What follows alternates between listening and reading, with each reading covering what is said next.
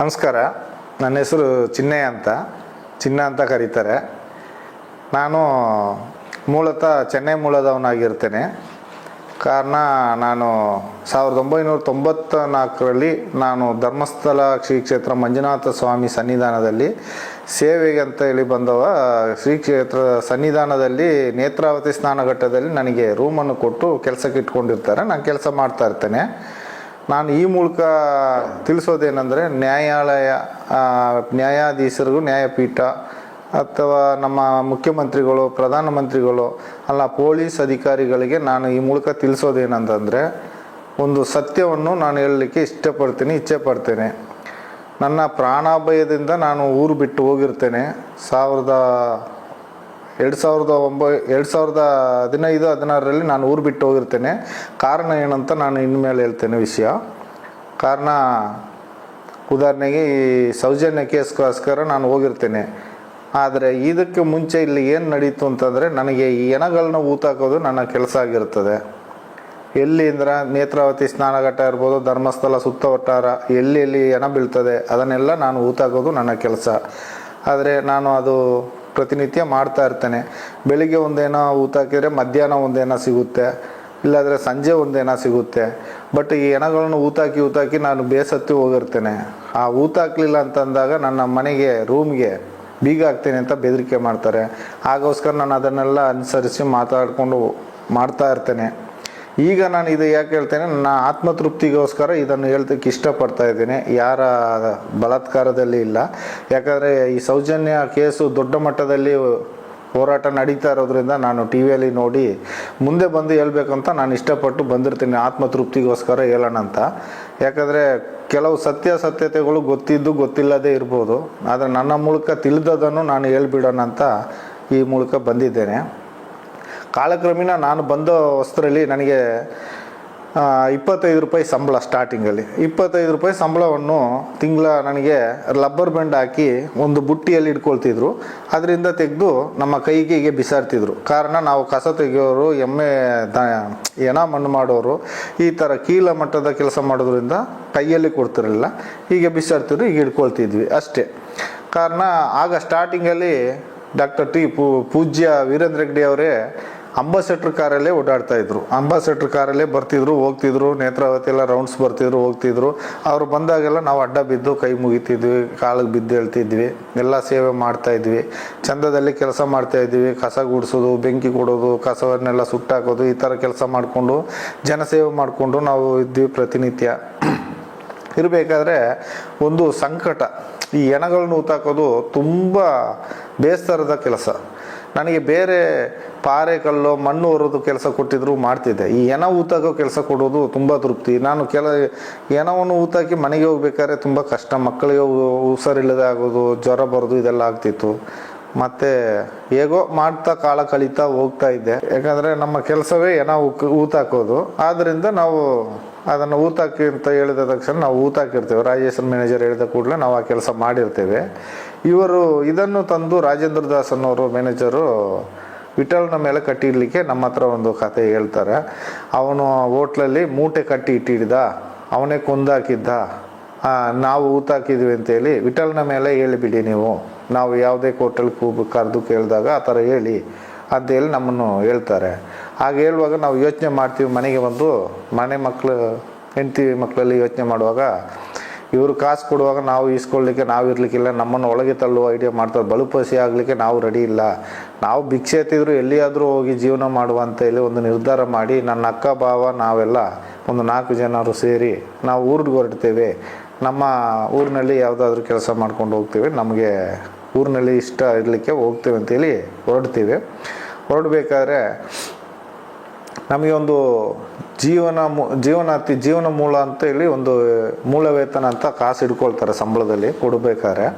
ಅದು ಒಂದು 25 ವರ್ಷ ಕೆಲಸ ಮಾಡಿದ್ರಿಂದ ನಮಗೆ 3.5 ಲಕ್ಷ ಅಮೌಂಟ್ ಕೊಡಲಿಕ್ಕೆ ಇರ್ತದೆ. 3.5 ಲಕ್ಷದಲ್ಲಿ ನಮಗೆ ಒಂದು 50,000 ಕೊಟ್ಟು ನಮ್ಮನ್ನು ಲೆಟ್ರ್ ಬರೆಸ್ಕೊಳ್ತಾರೆ. ನೀವಾಗೆ ಹೋಗೋದು ಅಂತೇಳಿ. ನಾವಾಗೆ ಹೋಗುವಾಗೆ ಲೆಟ್ರ್ ಬರೆದು ಸೈನ್ ಮಾಡಿಸಿ ನಮ್ಮನ್ನು ಕಳಿಸಿಬಿಡ್ತಾರೆ ಅಲ್ಲಿಂದ.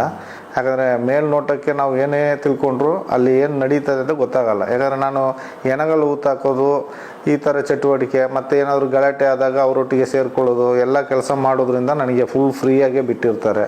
ನಾನು ದೇವಸ್ಥಾನದಲ್ಲಿ ಹೋಗೋದು ಅಲ್ಲಿ ಇಲ್ಲಿ ಏನು ಕೆಲಸ ಮಾಡಿದ್ರು ನಾನು ಎಲ್ಲ ಕಡೆ ಅಲೌಡ್ ಇರುತ್ತೆ ನನಗೆ. ಹಾಗಾಗಿ ಈಗ ಮಾಡ್ತಾ ಇರಬೇಕಾದ್ರೆ ಅಲ್ಲಿ ಹೆಣಗಳು ಬೀಳ್ತಾ ಇದ್ವು ಅಂತಂದರೆ ಸುಮ್ಮನೆ ಒಂದು ಬೀಳ್ತಾ ಇರಲಿಲ್ಲ. ಹೆಣ್ಮಕ್ಳು ಅತಿ ಹೆಚ್ಚಿನ ಸಂಖ್ಯೆಯಲ್ಲಿ ಅವರೇ ಸಾಯ್ತಾ ಇದ್ರು ಹೆಣ್ಮಕ್ಳು. ಕಾರಣ ಚಡ್ಡಿ ಇರಲಿಲ್ಲ, ಒಳಗಡೆ ಚಡ್ಡಿ ಇರಲಿಲ್ಲ, ಮೇಲ್ಗಡೆ ಪೆಟಿಕೋಟ್ ಮಾತ್ರ ಇರ್ತಾಯಿತ್ತು, ಡ್ರೆಸ್ ಇರ್ತಿರ್ಲಿಲ್ಲ. ಮತ್ತು ಸಾಲೆ ಬುಕ್ಕು ಈ ಥರ ಕೆಲವೊಂದು ಜಾಗದಲ್ಲಿತ್ತು. ಅದನ್ನು ನಾವು ಗುಂಡಿಲೇ ಹಾಕಿ ಮಣ್ಣು ಮಾಡಿದ್ದೀವಿ. ಕಾರಣ ಅಂದರೆ ಕೆಲವೊಂದು ಡೆಡ್ ಬಾಡಿಗಳಿಗೆ ಪೊಲೀಸ್ನವರೇ ಬರೋದಿಲ್ಲ. ಯಾಕಂದರೆ ಇವರು ಮಾಹಿತಿ ಕಚೇರಿ ಸಿಬ್ಬಂದಿಯವರು ಹೇಳಿ ಕಳಿಸಿದರೆ ಮಣ್ಣು ಮಾಡಿ ಬರಬೇಕು ನಮ್ಮ ಕೆಲಸ. ಅವ್ರು ತೋರಿಸಿದ್ದು ನಾವು ಮಾಡೋದು ಅಷ್ಟೇ ನಮ್ಮ ಕೆಲಸ. ಯಾಕಂದ್ರೆ ನಾವು ಮಾಡಲಿಲ್ಲ ಅಂದರೆ ನಮಗೆ ಅವರು ಬೈತಾ ಇರ್ತಾರೆ. ಯಾಕಂದರೆ ರೂಮ್ ಬೀಗ ಹಾಕ್ತೀವಿ, ಹಾಗೆ ಟಾರ್ಚಲ್ಲಿ ಇರ್ತದೆ. ನಮ್ಮ ಕೆಲಸ ಅದಾಗಿರೋದ್ರೆ ನಮ್ಗೆ ಮುಗಿದ್ರೆ ಸಾಕು, ನಾವು ನೆಮ್ಮದಿಯಾಗಿರ್ಬೋದು ಅಂತೇಳಿ ನಾವು ಹೋಗಿ ಗುಂಡಿ ತೆಗೆಯೋದು, ಮಣ್ಣು ಹಾಕೋದು, ಬರೋದು ನಮ್ಮದು ಈ ಕೆಲಸ. ಹಾಗಾದರೆ ಕೆಲವೊಂದು ರಸ್ತೆ ಬದಿಯಲ್ಲಿ ಅಲ್ಲಿ ಇಲ್ಲೆಲ್ಲ ತುಂಬ ಹಾಕಿದ್ದೇನೆ. ಯಾಕಂದರೆ ಎಲ್ಲೆಲ್ಲಿ ಹೆಣ ಹಾಕಿದ್ದೇನೆ ಅಂತ ನನಗೇನೆ ಗೊತ್ತು. ಹೆಣ ಹಾಕಿದವ ನಾನು ಅದನ್ನು ತೋರಿಸ್ಲಿಕ್ಕೆ ಮುಂದೆ ಬರ್ತೀನಿ. ಕಾರಣ ಏನಂದರೆ ಈಗ ಈ ಸೌಜನ್ಯ ಕೇಸಿಂದ ಅದನ್ನೆಲ್ಲ ತೆಗಿತಾರೆ ಅಂತ ವಿಷಯ ತಿಳ್ಕೊಂಡೆ. ಹಾಗೆ ತಿಳ್ಕೊಂಡು ನಾನು ಊತ ಹಾಕಿದ್ದನ್ನು ನಾನೇ ತೋರಿಸುವ ಮುಂದೆ ನಿಂತು. ಯಾಕಂದ್ರೆ ನಾನೇ ಊತ ಹಾಕಿದ್ದಲ್ವ, ನನಗೆ ಆ ಜಾಗ ಎಲ್ಲ ಗೊತ್ತಿದೆ, ತೋರಿಸುವ ಅಂತ ನಾನೊಂದು ಈ ಮೂಲಕ ತಿಳಿಸೋಕೆ ಇಷ್ಟಪಡ್ತೀನಿ. ಮತ್ತು ಇನ್ನೊಂದು ಏನಪ್ಪ ಅಂತಂದರೆ ಅಲ್ಲಿ ದೊಡ್ಡ ವಿಷಯ ಒಂದು ನಡೀತು ಈ ಸೌಜನ್ಯ ಕೇಸಿನಿಂತ ಮುಂಚೆ. ಅದು ಜನಗಳಿಗಿಂತ ಪೊಲೀಸ್ನವ್ರಿಗೆ ಗೊತ್ತಿಲ್ಲ. ಕಾರಣ ಏನಂದರೆ ಅಲ್ಲಿ ಒಬ್ಬರು ಆನೆ ಮಾವುತರಿದ್ದರು. ಆನೆ ಮಾವುತ ನಾರಾಯಣ ಸಪಾಳಿ ಅಂತ ಇದ್ದರು. ಯಮನ ಗಂಗಾ ಅಂತ ಒಬ್ಬರಿದ್ದರು. ಅವರ ತಂಗಿನ ರಾಜೇಂದ್ರ ರೈ ಅಂತ ಒಬ್ಬರು ಗಾರ್ಡನ್ ಸೂಪರ್ವೈಸರು. ಅವರು ತುಂಬಾ ಲೈನ್ ಹೊಡಿತಾಯಿದ್ರು, ನನ್ನ ಮುಂದೆನೇ ಲೈನ್ ಹೊಡಿತಾಯಿದ್ರು. ಕಾರಣ ನಾನು ಅದನ್ನು ಕಂಡುಕೊಳ್ಳಲ್ಲ. ಯಾಕಂದ್ರೆ ಅವರು ಒಬ್ಬರು ಸೂಪರ್ವೈಸರೇ ಈ ಥರ ಮಾಡ್ತಾರೆ. ನಾವು ಕಸ ಗುಡಿಸೋರು, ನಮಗೆ ಅದಕ್ಕೆ ಸಂಬಂಧ ಇಲ್ಲ. ಏನು ಎಟ್ಟಿದ ವಿಷಯ, ಅವಳಿಗೆ ಮದುವೆ ಆಗಿಲ್ಲ, ಹಾಗೆ ಹೀಗೆ ಈಯಾಡಿಸೋದು, ನಮ್ಮ ಇದರಲ್ಲೆಲ್ಲ ಹೇಳ್ಕೊಳ್ಳೋದು, ಮತ್ತು ಗಾರ್ಡನಲ್ಲೆಲ್ಲ ಅವ್ರನ್ನ ಚುಡಾಯಿಸೋದೆಲ್ಲ ಮಾಡ್ತಾಯಿದ್ರು. ಅವಳು ಕೆಲಸ ಸಿಮೆಂಟ್ ಕಳಿಸ್ಕೊಡೋದು, ಈ ಗಾರೆ ಮೇಸ್ತ್ರಿ ಹೆಲ್ಪರ್ ಕೆಲಸ ಮಾಡ್ಕೊಂಡಿದ್ಲು. ನಾರಾಯಣ ಸಪಾಲನೆಯನ್ನು ದೇವಸ್ಥಾನಕ್ಕೆ ಬರ್ತಾ ಇದ್ದ, ಅಲ್ಲಿ ಅಶ್ವತ್ಥ ಕಟ್ಟೆಯನ್ನು ಸುತ್ತಾ ಇದ್ದ. ನಮಗೆ ಗೊತ್ತಿಲ್ಲ. ನಾವು ಏನು ತಿಳ್ಕೊಂಡ್ವಿ ಅಂದರೆ ಮ್ಯಾನೇಜರ್ ಹೇಳೋದು, ಅವನನ್ನು ಅವನನ್ನು ಹೊಡೆದು ಓಡಿಸು ಅಂತ. ನಾವು ಮತ್ತು 4 ಜನ ರೂಮ್ ಬೈನವರೆಲ್ಲ ಹೋಗೋದು, ಸರಿ ಹೊಡಿಯೋದು, ಕಾಲಿನ ಮಂಡಿಗೆ ಕೇಳೆ ಹೊಡಿಯೋದು, ಸಖತ್ತಾಗಿ ಹೊಡೆದು ಓಡಿಸ್ತಾ ಇದ್ವಿ. ಪಾಪ ಬೈಕು ಓಡ್ತಾ ಇದ್ದ. ಮತ್ತು ರಿಕ್ಷಾದವ್ರು ಹೇಳ್ತಾಯಿದ್ರು, ಅವ ಹುಚ್ಚಲ್ಲ ಮಾರೆ, ಅವ ಇಲ್ಲಿ ಅವನೇ ಆನ ಮಾವುತ, ಅವನದು ಜಾಗ ಎಲ್ಲ ಇದೆ, ಅವ ಇಲ್ಲೇ ಸ್ವಂತ ಮನೆ ಇದೆ ಮಾರೆ, ಅವನನ್ನು ಯಾಕೆ ಓಡಿಸ್ತೀನಿ ಅಂತ ರಿಕ್ಷಾದವ್ರು ಹೇಳುವಾಗ ಮತ್ತೆ ಗೊತ್ತಾಯ್ತು ನಮಗೆ ಇವ್ರನ್ನವನು ಅಂತ. ಮತ್ತು ಆನೆ ಮಾವುತ ಅಂತ ಆಗ ಗೊತ್ತು ನಮಗೆ. ಮ್ಯಾನೇಜರ್ ಹೇಳಿದ್ದು ಅವನು ಹುಚ್ಚ, ಅವನನ್ನು ಒಳಗೆ ಬಿಡಬಾರ್ದು, ಓಡಿಸು ಅಂತ ಹೇಳ್ತಿದ್ರು. ನಾವು ಎಷ್ಟೇ ಹೊಡೆದು ಓಡಿಸಿದ್ರು ಅವನು ಅಶ್ವತ್ಥ ಕಟ್ಟೆಗೆ ಬಂದು ರೌಂಡ್ ಹಾಕೋದು, ಕೈ ಮುಗಿಯೋದೆಲ್ಲ ಬರ್ತಿದ್ದ ಹೋಗ್ತಿದ್ದ. ಆಗಿರ್ಬೇಕಾದ್ರೆ ಅವರು ರಾಜೇಂದ್ರ ಈ ಗಾರ್ಡನ್ ಸೂಪರ್ವೈಸರು, ಅವರು ಸಹ 2-3 ಸರಿ ಹೊಡೆದಿದ್ದಾರೆ. ಮತ್ತು ನಾವು ತುಂಬ ಸರಿ ಹೊಡೆದಿದ್ದೇವೆ, ನಮ್ಮನ್ನು ಹೊಡೆಸಿದ್ದಾರೆ. ಆಗ ಹೊಡೆಸಿದ್ದು ಈ ಥರ ಫಂಕ್ಷನು ಹೋಗಿ ಬರ್ಬೇಕಾದ್ರೆ ನಾವು ನೋಡಿರ್ತೀವಿ ಅಲ್ಲಿ ದೇವಸ್ಥಾನ KSRTC ಹೊಸ ಬಸ್ ಸ್ಟ್ಯಾಂಡ್ ಹತ್ರ. ಮತ್ತೆ ಬರ್ಬೇಕಾದ್ರೆ ಮರುದಿವಸ ಕೊಲೆ ಆಗಿರುತ್ತೆ. ಕಾರಣ ಏನಂದರೆ ಇವರು ರಾಜೇಂದ್ರ ಈ ಟೀಮು ಸೇರ್ಕೊಂಡ್ಬಿಟ್ಟಿರುತ್ತೆ. ಕಾರಣ ಅದು ನಮಗೆ ಕಿವಿ ಮಾತು ಬಂದಿದೆ, ನಾವು ನೋಡಲಿಲ್ಲ ಅಂದರೂ ಅದು ಸತ್ಯ, ಅಪ್ಪಟ ಸತ್ಯ, ಖಚಿತವಾದ ಸತ್ಯ ಅದು. ಯಾಕಂದರೆ ಇವರು ಅವ್ರ ಮೇಲೆ ಕಣ್ಣಿತ್ತು ಫಸ್ಟೇ. ಯಾಕಂದರೆ ಮೊದಲೇ ಆ ಜಾಗ ಖಾಲಿ ಮಾಡಿಸ್ಲಿಕ್ಕೆ ಇವರನ್ನು ಓಡಿಸ್ತಾ ಇದ್ರು. ಯಾರು, ನಮ್ಮ ಹರ್ಷೇಂದ್ರ ಕುಮಾರ್ ಸನ್ನದನಿಗಳು. ಆದರೆ ಇವರು ಹೋಗ್ತಿರ್ಲಿಲ್ಲ. ಎಷ್ಟೇ ಗಡಿ ಬಿಡಿದ್ರು ಇವರು ಮಕ್ಕಳು ಮರಿ ಯಾರು ಅಲ್ಲಿ ಇರ್ತಿರ್ಲಿಲ್ಲ. ಅವ್ರು ಮಾತ್ರ ಅಣ್ಣ ತಂಗಿ ಇಬ್ಬರೇ ಇರ್ತಾ ಇದ್ದದ್ದು. ಜಾಗ ಇತ್ತು. ಮತ್ತು ಅವರು ಗಾರೆ ಕೆಲಸಕ್ಕೆ ಹೋಗಿ ಬಂದು ಅದರಲ್ಲಿ ಜೀವನ ಮಾಡ್ತಾಯಿದ್ರು. ಇವರು ಪಾಪ ತಲೆಗಿಲೆ ಬಾಚ್ಕೊಂಡು ವೈಟ್ ಸಟ್ಟೆ ಪಂಚೆ ಉಟ್ಕೊಂಡು ಸುಮ್ಮನೆ ರೌಂಡ್ ಹೊಡಿಯೋದು, ಬರೋದು, ಹೋಗ್ತಾ ಇದ್ದರು. ಸ್ವಲ್ಪ ಮಾನಸಿಕ ಆ ಥರ ಇದ್ದರು ಅವರು. ಯಾರು, ಸಫಲ ನಾರಾಯಣ ಅನ್ನೋರು. ಅದರ ನಂತರ ಇವರನ್ನು ರಾಜೇಂದ್ರ ಒಂದು 2-3 ಜನ ಕೂಡ ಅಂದರೆ ಉದಯ್ ಜೈನ್ ಈ ಟೈಪು ಒಂದು 2-3 ಜನನು ಒಟ್ಟಿಗೆ ಸೇರಿಸ್ಕೊಂಡು ನೈಟ್ ಹೋಗಿರ್ತಾರೆ. ಆಕೆನ ಅತ್ಯಾಚಾರ ಮಾಡಿರ್ತಾರೆ. ಇದು ನಮಗೆ ಗಮನಕ್ಕೆ ಬಂತು. ಆದರೆ ನಾವು ಬಾಯಿ ಬಿಡಲಿಕ್ಕೆ ಭಯ, ನಾವು ಎಲ್ಲಿ ಹೇಳಲಿಲ್ಲ. ಅದು ಮಾಡಿ ಅವರು ಆ ಟೈಮ್ಗೆ ಅಣ್ಣ ಎಂಟ್ರಿ ಆಯ್ತಾನೆ, ನಾರಾಯಣ ಸಪಾಳಿ. ಅವನು ಹೊಡೆದು ಬಿಡ್ತಾರೆ. ಹೊಡೆದು ಬಿಟ್ಟು ಪೆಟ್ಟಿ ಇರ್ತದೆ, ಕಬ್ಬಿಣದ ಪೆಟ್ಟಿಗೆ, ಅದನ್ನು ಬಿಚ್ಚಿ ತಗೊಂಡೋಗಿ ಅಷ್ಟು ದೂರದಲ್ಲಿ ಬೈಲಲ್ಲಿ ಬಿಸಾಡಿರ್ತಾರೆ. ಚಿನ್ನದ ಓಳೆ, ಬೆಂಡೋಳೆ ಇರುತ್ತೆ, ಅದನ್ನು ಅಲ್ಲಿ ಬಿಸಾಡ್ತಾರೆ. ನಾವು ಅರ್ಲಿ ಮಾರ್ನಿಂಗ್ ನಾವು ಕೆಲಸಕ್ಕೆ ಹೋಗ್ಬೇಕಾದ್ರೆ ಈ ಥರ ನ್ಯೂಸ್ ಅಂತ ಓಡೋಗಿ ನೋಡ್ತೇವೆ. ಆದರೆ ಅವರು ಎಲ್ಲ ಉತ್ಪತ್ತಿ ಮಾಡ್ತಾರೆ, ದೃಷ್ಟಿ ಮಾಡ್ತಾರೆ, ಎಲ್ಲ ರೂಂಬೈನವ್ರಿಗೆಲ್ಲ ಹೇಳಿ ಕೊಟ್ಟಿರ್ತಾರೆ ಅಷ್ಟೊತ್ತಿಗೆಲ್ಲ. ಕಳ್ಳರು ಬಂದಿದ್ರು ಅಂತ. ಕಳ್ಳರು ಬಂದರೆ ಚಿನ್ನ ತಗೊಂಡು ಓಡ್ತಾರೆ. ಅಲ್ಲಿ ಚಿನ್ನ ಅಲ್ಲೇ ಇತ್ತು, ಬೆಂಡೋಳೆಲ್ಲ ಅಲ್ಲೇ ಬಿದ್ದಿತ್ತು, ಆದರೆ ಏನೂ ಮುಟ್ಲಿಲ್ಲ. ಪೊಲೀಸ್ ನಾಯಿ ಬಂತು, ನಾಯಿ ಆ ಬೈಲಲ್ಲಿ ಒಂದು ರೌಂಡ್ ಹೋಗಿ ಬಂದು ಹೊಸ ಬಸ್ ಸ್ಟ್ಯಾಂಡ್ ಹತ್ರ ನಿಂತು ಸುಮ್ಮನೆ ಆಯಿತು. ಅಂದರೆ ಅಲ್ಲಿಗೆ ಕಳ್ಳ ಹೊಂಟೋದ ಅಂತೇಳಿ ಕತೆ ಕಟ್ಬಿಟ್ರು ಕಳ್ಳರು ಅಂತೇಳಿ. ಅದು ಮಾಡಿದೆಲ್ಲ ರಾಜೇಂದ್ರ ರೈಯೇ ಮಾಡಿದ್ದು ಅಂತ ಎಲ್ಲ ಅಪ್ಪಟ ಪ್ರಚಾರ ಆಗಿದೆ. ಒಂದು ಹೇಳೋದಂದ್ರೆ ಏನಂದರೆ, ಇದು ಸತ್ಯ ಸಂಗತಿ ವಿಷಯ. ಏನ ಬಿದ್ದಿದೆ ಅನ್ನೋದು ಅವ್ರಿಗೆ ಮಾಹಿತಿ ಗೊತ್ತಿರುತ್ತೆ, ಅವ್ರಿಗೆ ಮಾಹಿತಿ ಕಚೇರಿಯವರಿಗೆ ಗೊತ್ತಿರುತ್ತೆ. ಅವರು ಫಸ್ಟೇ ನನಗೆ ಹೇಳಲ್ಲ, 1-2 ದಿವಸ ವೆಯ್ಟ್ ಮಾಡಿಸ್ತಾರೆ. ಕಾರಣ ಅವ್ರು ಫಸ್ಟೇ ಹೇಳಿದರೆ ಫ್ರೆಶ್ ಆಗಿ ಹೋಗುತ್ತೆ ಅಂತ.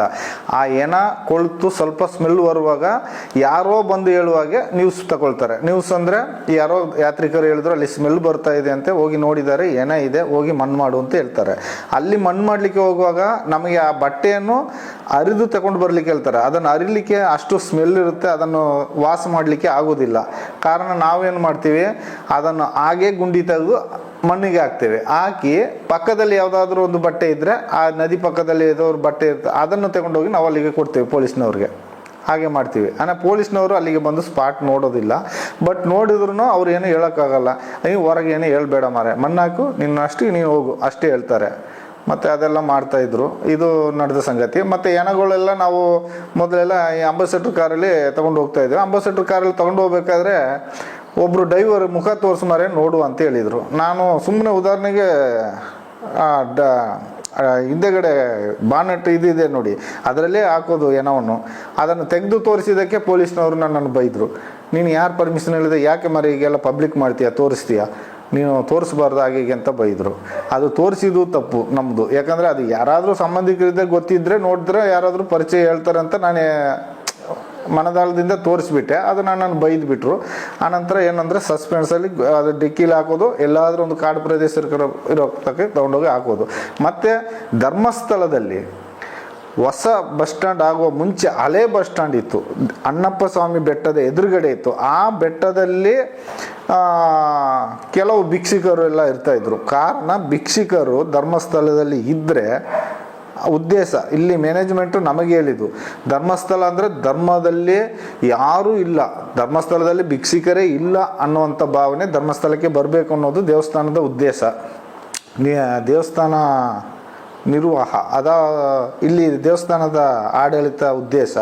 ಆದ್ದರಿಂದ ಯಾವುದೇ ಭಿಕ್ಷುಕ ಬಂದ್ರೂ ಸರಿ ಅವನನ್ನು ಒಳ್ಳೆ ಮಾತಿನಲ್ಲಿ ಕಳಿಸೋದಿಲ್ಲ, ಸರಿ ಹೊಡೆಯೋದು, ಮೊಣಕಾಲಿಗೆ ಮಂಡಿಯಿಂದ ಕೆಳಗೆ ಹೊಡೆದು ಅವನನ್ನು ಮಾಹಿತಿ ಕಚೇರಿಯಿಂದ 30 ರೂಪಾಯಿ ಕಾಸನ್ನು ಇಸ್ಕೊಂಡು ಒಂದು ಸಕಲೇಶ್ಪುರ, ಒಂದು ಮಂಗಳೂರು, ಈ ಕಡೆಯಲ್ಲಿ ಆದರೂ ಕಳಿಸ್ಬಿಡ್ತಿದ್ವಿ. ಅವ್ರು ಹೋಗ್ತಾರೆ, ಮತ್ತೆ ಮರುದಿವಸ ಬರ್ತಾರೆ. ಅಂಥವ್ರನ್ನು ಮಾಹಿತಿ ಕಚೇರಿ ಸಿಬ್ಬಂದಿಯವರೇ ರಾತ್ರಿ ಹೊತ್ತು ಅವನನ್ನು ಟವಲ್ ಹಾಕೋದು, ಎಳೆದಾಡೋದು ಎಲ್ಲ ಮಾಡುವಾಗ ಅವನು ಸತ್ತೋಗ್ತಾನೆ. ಏನೋ ಮಧ್ಯರಾತ್ರಿಗೆಲ್ಲ ಯಾರು ಇಲ್ಲ, ಅವ್ರವ್ರಿಗೂ ಮಲಗಿರ್ತಾರೆ. ಅವನನ್ನು ಬೆಳಿಗ್ಗೆ 7 ಗಂಟೆ 8 ಗಂಟೆ ಆಗುವಾಗ ನಾವು ಡ್ಯೂಟಿಗೆ ಹೋಗುವಾಗ ಅಲ್ಲಿ ತರಕಾರಿ ಗಾಡಿ ಇರುತ್ತೆ, ಆ ಗಾಡಿಯಲ್ಲಿ ಅವನನ್ನು ಹಾಕೋದು, ಕೊಟ್ಟು ಆರೆ, ಅದನ್ನು ಗುದ್ಲಿ ಆರೆ ಅಂತ ಹೇಳ್ತೇವೆ ಕನ್ನಡದಲ್ಲಿ, ಇಲ್ಲಿ ತುಳುನಾಡಲ್ಲಿ ಕೊಟ್ಟು ಆರೆ ಅಂತಾರೆ. ಅದನ್ನು ಹಾಕ್ಕೊಂಡು ಒಂದು ಹಳೆ ಬಟ್ಟೆಯನ್ನು ಮೇಲೆ ಮುಚ್ಚಿ ತಗೊಂಡು ಹೋಗಿ ಒಂದು ಕಡೆ ಮಣ್ಣು ಮಾಡೋದು. ಈ ಥರ ಕೆಲಸ ನಾವು ಮಾಡೋದು. ಅದು ಮಣ್ಣು ಮಾಡುವಾಗ ಪೊಲೀಸ್ನವರು ಬರೋದಿಲ್ಲ. ಅವ್ರು ಪೊಲೀಸ್ಗೆ ಇನ್ಫಾರ್ಮೇಷನ್ ಕೊಟ್ಟಾಗಿದೆ, ನೀವು ಹೋಗಿ ಮಾಡಿ ಬನ್ನಿ ಅಂತ ಹೇಳ್ಬಿಡ್ತಾರೆ ಮಾಹಿತಿ ಕಚೇರಿಗೆ. ನಮಗೇನು ಮಣ್ಣು ಮಾಡೋದು ಕೆಲಸ, ಕೊಂಡೋಗಿ ಮಾಡಿ ಬರ್ತೀವಿ. ಈ ಥರ ಕೆಲಸ ದಿನನಿತ್ಯ ನಾವು ಅಲ್ಲಿ ಮಾಡ್ತಾ ಇರ್ತೀವಿ. ನಮ್ಮ ಕೆಲಸ ಉದ್ಯೋಗವೇ ಅದೇ ಇರುತ್ತೆ, ಬೇರೆ ಏನು ಮಾಡೋಕ್ಕಾಗಲ್ಲ. ನನಗೆ ಒಂದು ಆಸೆ ಬಂತು, ಯಾಕಂದರೆ ನಾನೇ ಊತಾಕಿರೋ ಜಾಗ ಇರೋದ್ರಿಂದ ನಾನು ತೋರಿಸುವ ಅನ್ನೋ ಕುತೂಹಲ ಮನಸ್ಸಿಂದ ಕೆಳರ್ತಾ ಇದೆ. ಯಾಕಂದರೆ ನನಗೆ ಏನ ಊತಾಕಿ ಮನಸ್ಸಲ್ಲಿ ಅದೇ ಏನದ ಚಿಂತೆಯೇ ಆಗಿಬಿಟ್ಟಿದೆ. ಸರಿ, ಇನ್ನು ಮುಂದೆ ಈಗ ನಾನು ತಿಳ್ಕೊಂಡು ಎಡೆಯಲ್ಲಿ ಒಂದು ಸರಿ ವಿಚಾರಿಸಿ ನೋಡಿದೆ, ಎನಗಳೇ ಬೀಳೋದಿಲ್ಲ ಅಂತೆ ಧರ್ಮಸ್ಥಳದಲ್ಲಿ. ನನಗೆ ತುಂಬ ಸಂತೋಷದ ಸುದ್ದಿ, ಹೀಗೆ ಇರ್ತಾ ಇದ್ರೆ ನಾನು ಇರ್ತಿದ್ನೆ ಅಂತ. ಈಗ ಎನಗಳೇ ಬೀಳೋದಿಲ್ಲಂತೆ. ಹಾಗಾಗಿ ಈಗ ನಾನು ಊತಾಕಿದ ಜಾಗ ಎಲ್ಲೆಲ್ಲಿ ಊತಾಕಿದ್ದೀನಿ ಎಲ್ಲ ನನಗೆ ಗೊತ್ತಿದೆ. ಹಾಗೆ ಎಲ್ಲಿಯಾದರೂ ಒಂದು ವೇಳೆ ಈ ಸಂಘ ಪರಿವರ್ತನೆಯಲ್ಲಿ ನ್ಯಾಯಾಲಯದಿಂದ ಒಂದು ಆದೇಶ ಬಂದರೆ ನಾನು ಖಂಡಿತ ಅದನ್ನು ತೋರಿಸ್ತೇನೆ ನಿಮಗೆ. ಎಲ್ಲೆಲ್ಲಿ ಹೆಣ ಊತಾಕಿದ್ದೀನಿ ಎಲ್ಲ ಹೆಣವನ್ನು ನಾನು ತೋರಿಸ್ತೇನೆ. ಈಗ ಹೆಣಗಳು ಬೀಳೋದಿಲ್ಲ ಅಂತೆ. ಸೌಜನ್ಯ ಕೇಸಿನ ನಂತರ ಹೆಣಗಳೇ ಬೀಳೋದಿಲ್ಲ ಅಂತ ನಾನು ಕೇಳಿದೆ, ವಿಷಯ ತಿಳಿಯಿತು. ಹಾಗಾದರೆ ಹೆಣಗಳು ಅದರ ಮುಂಚೆ ಯಾಕೆ ಅಷ್ಟು ಹೆಣಗಳು ಬೀಳ್ತಿತ್ತು ಅಂತ ನನಗೆ ಗೊತ್ತಿಲ್ಲ. ನನಗೆ ಆಶ್ಚರ್ಯ ಆಗ್ತಾ ಉಂಟು. ಯಾಕಂದ್ರೆ ಅದರ ಮುಂಚೆ ಆ ಹೆಣಗಳು ಒಂದು ದಿನಕ್ಕೆ 2, 3, 4 ಈ ಥರ ಬೀಳ್ತಾ ಇದ್ದ ಹೆಣಗಳು ಇವಾಗ ತಿಂಗಳಿಗೆ ಒಂದು ಹೆಣ ಬೀಳೋದಿಲ್ಲ ಅಂತೆ. ಹಾಗಾದರೆ ಇದು ಏನು ಆಶ್ಚರ್ಯ ಸಂಗತಿ ಅಂತ ನನಗೆ ಗೊತ್ತಾಗ್ತಾ ಇಲ್ಲ. ಆಶ್ಚರ್ಯ ಆಗ್ತಾ ಉಂಟು ನನಗೆ, ಯಾಕೆ ಹೆಣಗಳು ಬೀಳ್ತಾ ಇಲ್ಲ ಅಂತ. ಇಲ್ಲಿ ಈ ಹೆಣಗಳು ಊತಾಕಿದ್ರಲ್ಲಿ ಹೆಚ್ಚು ಹೆಣ್ಣು ಮಕ್ಳು ಹೆಣಗಳು ಜಾಸ್ತಿ ಊತಾಕಿದ್ದೀನಿ ಒಂದು. ಎರಡನೇದಾಗಿ ನಮ್ಮ ಸಾಲ ಮಕ್ಕಳು ಜಾಸ್ತಿ. ಸಾಲ ಮಕ್ಕಳು ಅಂದರೆ ನನಗೆ ಯಾವ ಡೌಟಲ್ಲಿ ಬರ್ತದಂದರೆ, ಈಗ ನೋಡಿ ಪೆಟಿಕೋಟ್ ಹಾಕಿದ್ದಾರೆ, ಚಡ್ಡಿ ಇರೋದಿಲ್ಲ, ಸೊಂಟಕ್ಕೆ ಸೀರೆ ಕಟ್ಟಿರ್ತಾರೆ, ಸೀರೆ ಕಟ್ಟಿ ಇಳಿಸ್ಬಿಟ್ಟಿರ್ತಾರೆ ನದಿ ಸೈಡಲ್ಲಿ. ಕೇಳಿದರೆ ಸೇತುವೆಯಿಂದ ಕೆಳಗೆ ಹಾಕ್ತಾರಾ ಏನು ಮಾಡ್ತಾರೆ ಮಧ್ಯರಾತ್ರಿಯಲ್ಲಿ ಗೊತ್ತಾಗೋದಿಲ್ಲ. ಅದನ್ನು ಮಣ್ಣು ಮಾಡಿದೆ. ಮತ್ತು 2 ಕೇರಳ ಹೆಂಗಸರು ಅದನ್ನು ಮಣ್ಣು ಮಾಡಿದ್ದು ಜಾಗ ಗೊತ್ತಿದೆ. ಮತ್ತು ಮೈಸೂರಿಂದ ಬಂದ ಒಂದು ಹೆಂಗಸನ್ನು ಆ್ಯಸಿಡ್ ಹಾಕಿ ಸುಟ್ಟಿದ್ದಾರೆ, ಅದನ್ನು ಮಣ್ಣು ಮಾಡಿದ ಜಾಗ ಗೊತ್ತಿದೆ. ಆನಂತರ ಈ ಒಂದು ಹೆಣ್ಣು ಮಗು ಮಾತ್ರ ಪೆಟಿಕೋಟ್ ಹಾಕಿತ್ತು, ಒಳ ಚಡ್ಡಿ ಇಲ್ಲ, ಸಾಲ ಬುಕ್ಕು ದಾಖಲಾತಿ ಎಲ್ಲ ಇತ್ತು. ಆದರೆ ಪೊಲೀಸ್ನವರು ಅವತ್ತು ಬಂದು ನೋಡಿಬಿಟ್ಟು ಪಟ್ರಾಮಿ ಅಂತ ಊರ ಹೆಸರು ಓದಿದ್ರು. ನಾನು ಹೇಳಿದೆ, ಸರ್ ಹಾಗಾದರೆ ಕರೆಸಿ ಸರ್ ತಗೊಂಡೋಗ್ಲಿ, ನಮಗೂ ಕೆಲಸ ಮಿಗ್ತದೆ ಅಂತ ಹೇಳಿದಕ್ಕೆ, ಬೇಡ ಹಾಕು ಮುಚ್ಚಾಕ ಆಚೆ ಅಂತ ಹೇಳಿಬಿಟ್ರು. ನಾನು ಆ ಬುಕ್ಕು ಆ ಮಗುವನ್ನು ಅದರಲ್ಲೇ ಹಾಕಿಬಿಟ್ಟೆ. ಆ ಹುಡುಗಿಯನ್ನು ಪಾಪ ಮಣ್ಣು ಮಾಡಿದೆ. ನನಗೆ ಸ್ವಲ್ಪ ಅಕ್ಕಪಕ್ಕ ಟ್ಯಾಪಿಂಗ್ನವರು ಇದ್ದಾರೆ, ಮನೆಯವರು ವಾಸದವರು, ಅವರು ಬಕೆಟ್ ನೀರೆಲ್ಲ ತಂದು ಕೊಟ್ಟು ಸಹಕರಿಸಿದರು. ಕಾರಣ ಏನಂದರೆ ಅವರು ಹೋಗುವ ರಸ್ತೆ ಅದು, ಅದರಿಂದ ಅವರು ಕೊಟ್ಟು ಸಹಕರಿಸಿದರು. ಅದು ಆಗಿ 2-3 ದಿವಸದ ನಂತರ ಈ ನ್ಯೂಸು ಗೊತ್ತಾಗಿದ್ದರಿಂದ ಎಲ್ಲ ಸ್ಮೆಲ್ಲು ಮತ್ತು ಹೊಟ್ಟೆಯನ್ನು ಲೈಟಾಗೆ ಬಗೆದು ಯಾರು ತೆಗೆದು ಮಣ್ಣಿಗೆ ಹಾಕಿ ಹಾಗೆ ಮಣ್ಣು ಮಾಡಿಬಿಟ್ಟೆ. ಕೆಲವೊಂದು ಹೆಣಗಳಿಗೆ ಪೊಲೀಸ್ ಬಂದಿದ್ದಾರೆ, ಕೆಲವೊಂದು ಹೆಣಗಳಿಗೆ ಪೊಲೀಸೇ ಬರೋದಿಲ್ಲ. ಕೆಲವೊಂದು ಹೆಣಗಳನ್ನು ಮಣ್ಣು ಮಾಡಿ ಬರ್ಲಿಕ್ಕೆ ಹೇಳ್ತಾರೆ, ಮಣ್ಣು ಮಾಡಿ ಬರ್ತೇನೆ, ನನ್ನ ಕೆಲಸ ಅದೇ. ಯಾಕಂದರೆ ಇದನ್ನು ನಾನು ಯಾಕೆ ಹೇಳ್ತೇನೆ, ಈ ನ್ಯಾಯಪೀಠಕ್ಕೆ ಯಾಕೆ ಹೇಳ್ತೇನೆ ಅಂತಂದರೆ, ನಾಳೆ ಪೊಲೀಸ್ನವ್ರ ಮುಂದೆ ಹೋಗಿ ನಾನು ಅದನ್ನು ತೆಗೆದು ತೋರಿಸ್ತೀನಿ ಅಂದರೆ ನನ್ನ ಜೀವಕ್ಕೆ ರಕ್ಷಣೆ ಇಲ್ಲ. ಈ ನ್ಯಾಯಪೀಠದಿಂದ ನನಗೆ ರಕ್ಷಣೆ ಕೊಡೋದಾದರೆ ನಾನು ಖಂಡಿತ ಅದನ್ನು ಅಲ್ಲಲ್ಲೇ ನಾನು ತೆಗೆದು ತೋರಿಸ್ತೇನೆ. ನಾನು ಊತಾಕಿದ ಜಾಗವನ್ನು ಅಲ್ಲಲ್ಲೇ ತೆಗೆದು ತೋರಿಸ್ತೇನೆ. ಈ ಕಾರಣ ಯಾಕೆ ಹೇಳ್ತಾ ಇದ್ದೀನಿ ಅಂತಂದರೆ, ಧರ್ಮಸ್ಥಳ ನ್ಯಾಯಾಲಯಕ್ಕೆ ಮೇಲೆ ಇದೆ, ನ್ಯಾಯಾಲಯ ಪೀಠಕ್ಕೆ ಮೇಲೆ ಇದೆ ಅಂತ ನಾನು ಹೇಳೋದು ಅಂತಂದರೆ, ನ್ಯಾಯದ ಮುಂದೆ ಯಾವುದೂ ಇಲ್ಲ. ಆದರೆ ಧರ್ಮಸ್ಥಳದ ಮುಂದೆ ನ್ಯಾಯನೂ ತಗ್ಗುವಂಥ ಪರಿಸ್ಥಿತಿ ಇದೆ. ವೀರೇಂದ್ರ ಹೆಗ್ಗಡೆ ಅವರ ಮಹಿಮೆ ಆಗಿದೆ. ಅವರೊಂದು ಚಾಲಕ್ಯತನ, ಕೈ ಚಳಕ ತುಂಬವೇ ಮೇಲೆ ಇದೆ. ಕಾರಣ ನಾನು ಅಲ್ಲಿ 25 ವರ್ಷ ಸರ್ವಿಸ್ ಮಾಡಿದ ಒಂದು ಇದರಲ್ಲಿ ನಾನು ಹೇಳ್ತಾ ಇದ್ದೀನಿ. ಅವರನ್ನು ಇಡೀ ದೇಶದಲ್ಲಿರೋ ಬೇರೆ ವಿಷಯದಲ್ಲಿ ಉದಾಹರಣೆ ತಗೊಂಡ್ರೆ ಅವರನ್ನು ಬಗ್ಗಿಸಲಿಕ್ಕೆ ನ್ಯಾಯಾಧೀಶರಿಂದಲೂ ಸಾಧ್ಯ ಇಲ್ಲ. ಆ ಮಟ್ಟದಲ್ಲಿರುವಾಗ ಇಲ್ಲಿ ಧರ್ಮಸ್ಥಳಕ್ಕೆ ನಾವು ಆಪೋಸಿಟಾಗಿ ನಾವು ಹೇಳೋಕ್ಕಾಗಲ್ಲ. ಆಪೋಸಿಟ್ ಅಂದರೆ ಇದು ನಡೀತಾ ಇರೋದು ಈ ಥರ ಇದೆ ಅಂತ ಹೇಳಿದಾಗಲೇ ನಾನು ಇಲ್ಲದೆ ಆಗ್ತೀನಿ, ನಾನೇ ಕಣ್ಮರೆ ಆಗ್ತೀನಿ. ಆದರೆ ನನ್ನ ಜೀವ ಬೆದರಿಕೆಗೆ ನನ್ನ ಕುಟುಂಬದವರಿಗೆ ನನಗೆ ರಕ್ಷಣೆ ಕೊಡಬೇಕು ಅಂತೇಳಿ ನ್ಯಾಯಾಧೀಶರಲ್ಲಿ ಕೇಳ್ಕೊಳ್ತಾ ಇದ್ದೇನೆ. ಬಟ್ ಏನಾದರೂ ನಾನು ಈ ವಿಷಯ ನಾನು ತೆಗೆದು ತೋರಿಸ್ತೀನಿ ಅಂತ ಗೊತ್ತಾದರೆ ನನ್ನನ್ನೇ ಇಲ್ಲದಾಗೆ ಮಾಡಿಬಿಡ್ತಾರೆ. ಆ ಕಾರಣಕ್ಕೆ ನಾನು ರಕ್ಷಣೆ ಕೇಳ್ತಾ ಇದ್ದೀನಿ ನ್ಯಾಯಾಧೀಶರಲ್ಲಿ ಮುಖ್ಯಮಂತ್ರಿಗಳಲ್ಲಿ ಕೇಳ್ಕೊಳ್ಳೋದೇನೆಂದರೆ, ಈ ಮೂಲಕ ನಾನು ಬೆಳ್ತಂಗಡಿ ಪೊಲೀಸರ ಮೇಲೆ, ಧರ್ಮಸ್ಥಳ ಪೊಲೀಸರ ಮೇಲೆ ನಂಬಿಕೆ ಇಲ್ಲ. ಕಾರಣ ಏನಂದರೆ, ನನ್ನ ಮುಂದೆನೇ ಈಗ ತುಂಬ ಸರಿ ನಾನು ನೋಡಿದ್ದೇನೆ, ಸಾಯಂಕಾಲ ಒಂದು 8:30-9 ಗಂಟೆ ಆಗುವಾಗ ಸಪ್ರೇಟಾಗಿ ಪೊಲೀಸ್ನವ್ರಿಗೆ ಕವರಲ್ಲಿ ಅಮೌಂಟು ಗೌರ್ಮೆಂಟ್ ಸಂಬಳ ಬರೋ ಮುಂಚೆ 1 ತಾರೀಕು ಬರೋ ಮುಂಚೆನೇ ಟೆಂಪಲಿಂದ ಸಂಬಳ ಹೋಗುತ್ತೆ. ಆದ್ದರಿಂದ ನನಗೆ ಇಲ್ಲಿ ಲೋಕಲ್ ಪೊಲೀಸ್ ಮೇಲೆ ನನಗೆ ನಂಬಿಕೆ ಇಲ್ಲ. ಭಯಾನಕವಾದ ಭಕ್ತಿ ಇದೆ, ನನಗೆ ಭಯ ಇದೆ. ಆದ್ದರಿಂದ ಹೊರಗಿನ ಪೊಲೀಸು ನಮಗೆ ಸಂಪೂರ್ಣ ರಕ್ಷಣೆ ಕೊಟ್ಟರೆ ನ್ಯಾಯಾಧೀಶರ ಮೂಲಕ ಈ ಹೆಣಗಳನ್ನು ನಾನು ಅಸ್ಥಿಪಂಜರಗಳನ್ನು ತೆಗೆದು ತೋರಿಸ್ಲಿಕ್ಕೆ ನಾನು ಮುಂದಾಗಿರ್ತೇನೆ. ದಯಮಾಡಿ ನನಗೆ ಇದೊಂದು ಹೆಲ್ಪ್ ಮಾಡಬೇಕು ಅಂತ ನಾನು ನ್ಯಾಯಾಧೀಶರಲ್ಲಿ ಬೇಡ್ಕೊಳ್ತಾ ಇದ್ದೀನಿ. ತುಂಬ ಶಾಲೆ ಮಕ್ಕಳ ಡೆಡ್ ಬಾಡಿ ಸಿಕ್ಕಿತ್ತು. ಅದರಲ್ಲಿ ಒಂದು ಡೆಡ್ ಬಾಡಿ ಮಾತ್ರ ಊತಾಕ್ಬೇಕಾದ್ರೆ ಬುಕ್ಕು ಬ್ಯಾಗ್ ಸಮೇತ ಇತ್ತು. ಅದನ್ನು ಪೊಲೀಸ್ನವರೊಬ್ಬರು ಎತ್ತಿ ಓದುವಾಗ ಅದರಲ್ಲಿ ಅಡ್ರೆಸ್ ಪಟ್ರಾಮೆ ಅಂತಿತ್ತು. ಆಗ ನಾನು ಹೇಳಿದೆ, ಸರ್ ಅವ್ರನ್ನ ಕರೆಸಿ ಹೋದರೆ ನಮಗೆ ಕೆಲಸ ಮಿಗ್ತದೆ, ಅವರೇ ತೊಗೊಂಡೋಗ್ಲಿ ಅಂತ ಹೇಳಿದ್ದಕ್ಕೆ, ಬೇಡ ಮಾರೆ ಊತಾಕು ಅಂತೇಳಿ ಊತಾಕಿಸ್ಬಿಟ್ರು. ನಾನು ಮಣ್ಣು ಮಾಡಿಬಿಟ್ಟೆ. ಆದರೆ ಅದು ನನಗೆ ಬೇಜಾರಾದ ಸಂಗತಿ. ಯಾಕಂದರೆ ಅಡ್ರೆಸ್ ಇದ್ದು ಅವ್ರಿಗೆ ಹೋಗಿ ತಲುಪಲಿಲ್ಲ ಅಂತ ಐತೆ ಅಂತ ಒಂದು ಮನಸಂಕಟ ಇರಲಿ. ಹಾಗೆ ಇನ್ನೊಂದು ಹೇಳ್ಬೇಕಂದ್ರೆ, STM ಶಾಲೆಯಲ್ಲಿ ಈಗ ನಮ್ಮ ಅಣ್ಣನ ಮಕ್ಕಳು ಇರ್ಬೋದು, ಅಕ್ಕನ ಮಕ್ಕಳು ಇರ್ಬೋದು, ಶಾಲೆಗೆ ಹೋಗ್ತಾಯಿದ್ರು. ಅವರು ಕೂಡ ಆಗ ಚಿಕ್ಕ ಮಕ್ಕಳಿರುವಾಗ ಸೌಜನ್ಯನ ಕ್ಲಾಸ್ಮೇಟು ಈ ಹೈಸ್ಕೂಲಲ್ಲಿ, ಧರ್ಮಸ್ಥಳ ಹೈಸ್ಕೂಲಲ್ಲಿ, ಅದು STM ಕಾಲೇಜಲ್ಲ, ಹೈಸ್ಕೂಲಲ್ಲಿ ಓದಬೇಕಾದ್ರೇ ಒಬ್ಬರು ಮಾಸ್ಟ್ರ್ ಅಂತೆ, ಅವರು PT ಮಾಸ್ಟ್ರು ಯಾರೂ ಗೊತ್ತಿಲ್ಲ, ಹೆಣ್ಣು ಮಕ್ಕಳನ್ನು ಪಾಠ ಹೇಳೋ ನೆಪದಲ್ಲಿ ಹೀಗೆ ಮೈಯೆಲ್ಲ ಮುಟ್ಟೋದೆಲ್ಲ ಮಾಡ್ತಿದ್ರಂತೆ. ಅದು ತುಂಬ ಸರಿ ನಮ್ಮ ಹುಡುಗಿಯರು ಶಾಲೆಗೆ ಹೋಗಲ್ಲ, ಯಾಕೆ ಹೋಗಲ್ಲ ಅಂತ ಕೇಳುವಾಗ ಬೈಯುವಾಗ ಆಗ ನಮಗೆ ನಿಜ ಹೇಳಿದರು.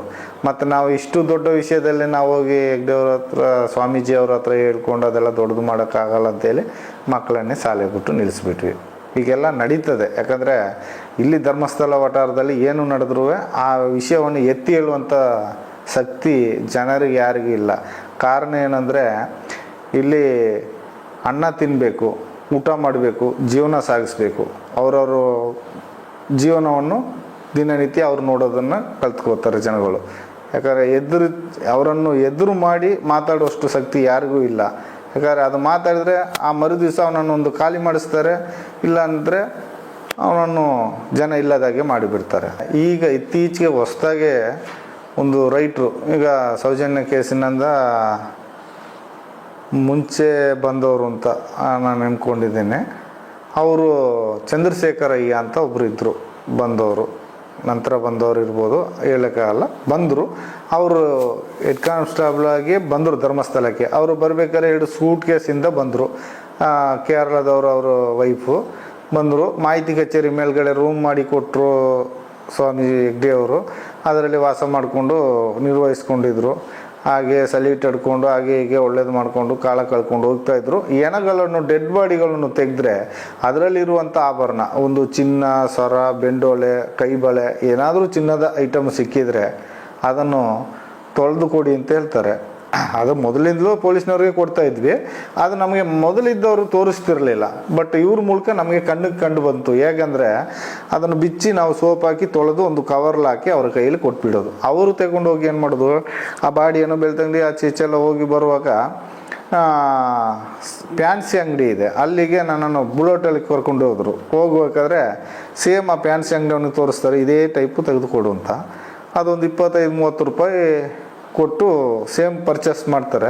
ನಾನು ಆಗಲೇ ಕೇಳಿದೆ, ಇದೇನು ಸರ್ ಹೀಗೆ ಮಾಡ್ತೀರಾ ಅಂತ. ಸುಮ್ಮನೆ ರೀ, ನಿಮ್ಗೇನ್ರಿ ಗೊತ್ತು, ಅದೆಲ್ಲ ಸರ್ಕಾರಕ್ಕೆ ಲೆಕ್ಕ ಕೊಡ್ಬೇಕ್ರಿ, ತೊಗೊಳ್ರಿ ಟೀ ಕುಡೀರಿ ಅಂತೇಳಿ 200 ರೂಪಾಯಿ ಕೊಟ್ಬಿಟ್ಟು ಅಲ್ಲಿಗೆ ನನ್ನನ್ನು ಸರಿ ಮಾಡಿದರು. ಮತ್ತು ನಾನು ಮಾತಾಡಲಿಲ್ಲ, ಪೊಲೀಸ್ನವ್ರ ವಿಷಯ ನಮ್ಗೆ ಯಾಕೆ ಬೇಕು ಅಂತ ಸುಮ್ಮನಾದೆ. ಈ ಥರ ನಮ್ಮ ಬೆಳ್ತಂಗಡಿ ಪೊಲೀಸು, ಧರ್ಮಸ್ಥಳ ಪೊಲೀಸು ಹೋಗ್ತಾ ಇದೆ. ಈ ಸೌಜನ್ಯ ಕೇಸಲ್ಲಿ ಈಗ ಹೇಳ್ಕೊಳ್ತಾ ಇರೋವಂಥ ಒಂದು 3-4 ಜನರದ್ದು ಕ್ಯಾರೆಕ್ಟ್ರ್ ನಾನು ಹೇಳೋಕ್ಕೆ ಇಷ್ಟಪಡ್ತೀನಿ. ಅವ್ರ ಕ್ಯಾರೆಕ್ಟರ್ ಹೆಂಗೆ ಅಂದರೆ, ನಾನೊಂದು 25 ವರ್ಷ ಕೆಲಸ ಮಾಡಿಕೊಂಡು ಅವ್ರನ್ನ ಫಾಲೋ ಮಾಡಿರೋ ಲೆಕ್ಕದಲ್ಲಿ ನನಗೆ ಗೊತ್ತಿದ್ದ ಮಟ್ಟಿಗೆ ಉದಯ್ ಜೈನ್ನ ಉದ್ದೇಶ ಏನಂದರೆ, ಅವನು ಈಗ ಪ್ಯಾಂಟ್ ಹಾಕ್ತಾನೆ, ಹಾಗೆಲ್ಲ ಪ್ಯಾಂಟ್ ಹಾಕೋದಿಲ್ಲ, ವೈಟು ಪಂಚೆ ಶರ್ಟ್ ಹಾಕ್ಕೊಂಡು ಆಟೋ ಓಡಿಸೋದು. ಇವರು ಎಲ್ಲರೂ ಲೈನಲ್ಲಿ ಬಂದು ಪ್ಯಾಸೆಂಜರ್ ಹಾಕ್ಕೊಂಡು ಹೋದರೆ ಇವನು ಮಾತ್ರ ಅಲ್ಲಿ ಹೋಗಿ ಪ್ಯಾಸೆಂಜರ್ ಹಾಕ್ಕೊಳ್ಳೋದು. ಮತ್ತು ಒಂದು ಅನಾಥನಾಗೆ ಅಂದರೆ ಆ ರಿಕ್ಷಾದಲ್ಲೇ ಮಲ್ಕೊಳ್ಳೋದು. ರಾತ್ರಿ ಬೆಳಗ್ಗೆ ಎದ್ದು ಎಷ್ಟೊತ್ತಿಗೂ, ರಾತ್ರಿ 3 ಗಂಟೆ 2 ಗಂಟೆ ಎಷ್ಟೊತ್ತಿಗೂ ಅವನು ಬಾಡಿಗೆ ಓಡಿಸೋದು. ಆ ಥರ ಮಾಡಿಕೊಂಡು ಕಾಲ ಕಳೀತಿದ್ದ. ಉಜಿರೆ ಹೋದರೆ ಉಜಿರೆ ಸೈಡ್ ಮಲಗೋದು, ಅಲ್ಲಿ ಧರ್ಮಸ್ಥಳದಲ್ಲಿ ಪ್ರತಿಮಾ ಸ್ಟುಡಿಯೋದಲ್ಲಿ ಮಲ್ಕೊಳ್ಳೋದು, ಈ ಥರ ಮಾಡ್ತಾಯಿದ್ದ. ಈಗ ಸೌಜನ್ಯ ಕೇಸ್ನಿಂದಾಗಿ ಸ್ವಲ್ಪ ಅವ ದತ್ತುಪುತ್ರನಾಗಿ ಸ್ವಲ್ಪ ಇನ್ಫ್ಲುಯೆನ್ಸ್ ಆಗಿಬಿಟ್ಟಿದ್ದಾನೆ. ದೊಡ್ಡ ಒಂದು ಏನಪ್ಪ ಅಂದರೆ VIP ಥರ ಕಾಣ್ತಾ ಈಗ ಜನಗಳಿಗೆ ಪಾಪ್ಯುಲರ್ ಆಗಿದ್ದಾನೆ ಅಷ್ಟೇ. ಮತ್ತು ಇವನ ಉದ್ದೇಶ ಏನಂದರೆ, ಜನಗಳನ್ನ ಈಗ ಬಾಹುಬಲಿ ಬೆಟ್ಟಕ್ಕೆ ಕರ್ಕೊಂಡು ಹೋಗ್ಬೇಕಾದ್ರೆ ಪ್ಯಾಸೆಂಜರ್ನ ಕರ್ಕೊಂಡು ಹೋಗಿ ಬಿಟ್ಬಿಡ್ತಾನೆ. ಅವರು ಬಾಹುಬಲಿ ಬೆಟ್ಟ ಸುತ್ಕೊಂಡು ಬರೋಷ್ಟೊತ್ತಿಗೆ ಇವನೇನು ಮಾಡೋದು, ಒಂದು ಟವಲ್ನ ತೆಗೆದು ಮಡಿ ಮೇಲೆ ಹಾಕ್ಕೊಳ್ತಾನೆ. ಮಡಿ ಮೇಲೆ ಹಾಕ್ಕೊಬಿಟ್ಟು ಈ ನಾವು ಅದನ್ನು ನ್ಯಾಯಾಧೀಶರಿಗೆ ಹೇಳಲಿಕ್ಕೆ ಸಂಕೋಚ ಪಡುತ್ತೆ, ವರ್ಡ್ ಯಾವ ಥರ ಬಳಸಬೇಕು ಅಂತ. ಅವನ ಒಂದು ಈ ಕೆಟ್ಟ ಚಟ ಅಂದರೆ, ನಾವು ಹಳ್ಳಿ ಭಾಷೆಯಲ್ಲಿ ಹೇಳ್ಬೇಕಂದ್ರೆ ನಿಜವಾಗೂ ಜಟ್ಕ ಹೊಡಿಯೋದು ಅಂತ ಹೇಳ್ತಾರೆ, ಕೈ ಜಟ್ಕ. ಆ ಥರ ಕೈ ಹಿಡ್ಕೊಂಡು ಕುಳ್ಕಾಡಿಸ್ಕೊಳ್ತಾ ಇರ್ತಾನೆ. ಏನಪ್ಪ ಇವನು ಕೈ ಕುಳ್ಕಾಡಿಸ್ತಾನೆ ರಿಕ್ಷಾದಲ್ಲಿ ಕೂತ್ಕೊಂಡು ಅಂತ ನೋಡಿದ್ರೆ, ನಮ್ಮ ಕೆಲಸ ಕಸ ಗುಡಿಸೋದು, ಬೆಂಕಿ ಕೊಡೋದು. ನಾವು ಗಂಡ ಹೆಂಡತಿ ಆ ಕೆಲಸ ಮಾಡ್ತಾ ಇರ್ತೀವಿ. ನಮ್ಮನ್ನು ಕರಿತಾನೆ, ನಾನು ಅಲ್ಲಿಗೆ ಹೋಗ್ತೇನೆ. ಹೋಗುವಾಗ ಹಿಡ್ಕೊಂಬಾರೆ ಕೈಯಲ್ಲಿ ಅಂತ ಹೇಳ್ತಾನೆ. ನಾವು ಅದನ್ನು ಅವನ ಕೈಯಲ್ಲಿ ಇಟ್ಕೊಳ್ಬೇಕಂತ, ಅವನ ಒಂದು ಯಂತ್ರವನ್ನು ನಾವು ಕೈಯಲ್ಲಿ ಇಟ್ಕೋಬೇಕು ಅಂತ ಹೇಳ್ತಾನೆ. ಈ ಭಾಷೆಯನ್ನು ನಾನು ನ್ಯಾಯಾಲಯ ಮುಂದೆ ಹೇಳಲಿಕ್ಕೆ ನನಗೆ ಸಂಕೋಚ ಆಗುತ್ತೆ. ಅವನು ಆ ಥರ ಒಂದು ಕ್ರೂರವಾದ ಒಂದು ಇದು ಮಾಡ್ತಾರೆ. ಏನು ಮಾರೆ ಹೆಣ್ಮಕ್ಳಿದ್ದಾರೆ, ಹೆಂಗಸ್ರಿದ್ದಾರೆ, ಈ ಥರ ಎಲ್ಲ ಮಾಡ್ತೀಯ, ನಾಚಿಕೆ ಆಗಲ್ವ ಅಂದರೆ ಅದೆಲ್ಲ ಏನಾಗಲ್ಲ ಮಾರೆ, ಹಿಡ್ಕೊಂಬಾರೆ, ಏನಾಗಲ್ಲ, ನೋಡು ಹೇಗಿದೆ ನಂದು, ಹೇಗಿದೆ ನೋಡು ಅಂತ ಹೇಳ್ತಾನೆ. ಆ ಥರದ ಒಂದು ದೊಡ್ಡ ಕ್ರೂರ ಪಾಪಿ ಅಂದರೆ ದೊಡ್ಡ ಕ್ರೂರ ಪಾಪಿ. ಯಾಕಂದರೆ ಅವನು ಎಲ್ಲಿ ಬೇಕೋ ಆ ಥರ ಒಂಟಿ ಹೆಂಗಸ್ರೆಲ್ಲ ಸಿಕ್ಕಿದ್ರೆ ಬಾಡಿಗೆ ಮಾಡೋ ಥರ ಹೋಗೋದು, ಕರ್ಕೊಂಡು ಹೋಗೋದು. ಕೆಲವೊಂದು ಯಾತ್ರಿಕರು ಬರ್ತಾರೆ, ಒಂಟಿ ಮಹಿಳೆಯರು, ಅವ್ರ ಊರಿನಲ್ಲೆಲ್ಲ ಪಾಪ ಅವ್ರಿಗೇನೋ ಕಷ್ಟ ಸಮಸ್ಯೆ ಪರಿಹಾರ ಇರದೇ ಇರುತ್ತೆ, ಬರ್ತಾರೆ ದೇವ್ರ ಸನ್ನಿಧಾನದಲ್ಲಿ ಏನಾದರೂ ಒಂಚೂರು ಬೇಡ್ಕೊಂಡು ಹೋಗೋಣ ಅಂಥವ್ರನ್ನೇ ಟಾರ್ಗೆಟ್ ಮಾಡೋದು ಇವನ ಕೆಲಸ. ಆ ಹೆಂಗಸ್ರನ್ನು ಕರ್ಕೊಂಡು ಹೋಗೋದು, ಎಲ್ಲಾದರೂ ಒಂದು ಕಡೆ ಕಾಡು ಇದ್ದ ಕಡೆ ಹೋಗೋದು, ಏನೋ ಮಜಾ ಮಾಡೋದು, ಅವ್ರಿಗೆ ಕಾಸು ಕೊಡ್ತಾನೆ ಇಲ್ವೋ ಗೊತ್ತಿಲ್ಲ. ಈ ಥರದ ಉದ್ಯೋಗದಲ್ಲಿ ಅವನು ತುಂಬ ತಡ್ಕೋತಾನೆ. ಆದರೆ ರಿಕ್ಷಾದವರೆಲ್ಲ ಬೈತಾರೆ, ನೀನೇನೋ ಬಾಡಿಗೆ ಲೈನಲ್ಲೇ ಮಾಡೋದಿಲ್ಲ, ಎಲ್ಲ ನೀನು ಓದ್ತಾವೆಲ್ಲ ಬಾಡಿಗೆ ಮಾಡ್ತೀಯ, ನಾವೆಲ್ಲ ಶಿಸ್ತಾಗಿ ಲೈನಲ್ಲಿ ಹೋಗ್ತೀವಿ ಅಂತಂದರೆ ಇವನು ಕೇಳೋದಿಲ್ಲ. ಕೇಳಿದ್ರೆ ನಾನು ಜೈನರು, ನಾನು ಹೆಗ್ಡೆಯವರು, ಹಾಗೆ ಹೀಗೆ ಅಂತ ಏನಾದರೂ ಒಂದು ಹೇಳ್ಕೊಂಡು ಕತೆ ಓಡಿಸ್ತಾ ಇರ್ತಾನೆ. ಇವನ ಲೈಫ್ ಹೀಗೆ. ಆದರೆ ಆ ಮಲ್ಲಿಕ್ ಜೈನ್ನ ತಗೊಂಡ್ರೆ, ಮಲ್ಲಿಕ್ ಜೈನ್ ಏನು ಮಾಡ್ತಾನಂದರೆ ರತ್ನಗಿರಿ ಬೆಟ್ಟಕ್ಕೆ ಬರುವ ಅಗತ್ಯ ಇರಲ್ಲ, ಬಾಹುಬಲಿ ಬೆಟ್ಟಕ್ಕೆ. ಕಾರಣ ರತ್ನರಾಜರಂತ ಸ್ಟುಡಿಯೋ ಇಟ್ಟಿರ್ತಾರೆ, ಅವರು ಸಂಬಂಧ ಅಂತ ಹೇಳ್ಕೊಡ್ತಾರೆ, ಇರ್ಬೋದು. ಯಾಕಂದರೆ ಆಗ ಎಲ್ಲ ಅವರು ಸ್ಟುಡಿಯೋದಲ್ಲಿ ಫೋಟೋ ತೆಗಿಬೇಕಾದ್ರೆ ಫೋಟೋ ತೆಗಿಯೋದು 1 ವಾರಕ್ಕೊಮ್ಮೆ ಅವ್ರವ್ರ ಮನೆಗೆ ಪೋಸ್ಟ್ ಮಾಡೋದು, ಈ ಥರ ಕೆಲಸ.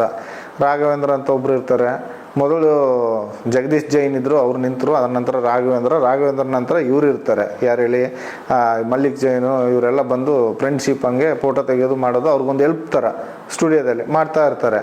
ಇವ್ರು ಮಾಡ್ತಾ ಇರೋದು ಕೆಲವೊಂದು ರಸೀದಿಯಲ್ಲಿ ಹೆಸರು ಬರೆಯದೆ ಡೈರೆಕ್ಟಾಗಿ ಅವ್ರಿಗೆ ಕಳಿಸ್ಬಿಡೋದು, ಮತ್ತು ಅದರಲ್ಲಿ ಸ್ವಲ್ಪ ಹಣ ಉಳಿಸೋದು. ಆ ಹಣದಲ್ಲಿ ಅನ್ನಪೂರ್ಣ ಹೋಟ್ಲಿಂದ ನಮ್ಮ ಕೈಲಿ ತರಿಸೋದು, ಏನೋ ಬಜ್ಜಿ ಬೋಂಡ ಅದು ಇದು ತರಿಸೋದು.